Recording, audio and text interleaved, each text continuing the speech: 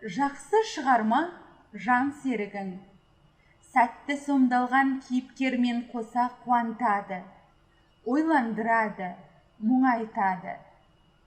Жаңа шығармаларды әркез оқуға уақыт табамын.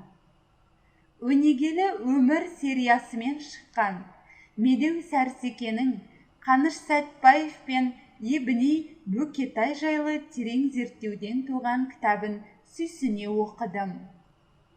Соңғы екі шығарма кәнігі металлург ретінде маған жаныма ерекше жақын. Нұрсұлтан Назарбаев. Оқушылар, Сібір шамшырағы атты алғашқы бөлімге Қаныштың кен инженері атанғанына дейінгі өмірі арқау болған. Білімге құштарлығының арқасында Сібірдегі технология институтында оқуы, студент шағы болашақ ғалымның тәжірибе жұмысының бастауы ретінде суреттелген.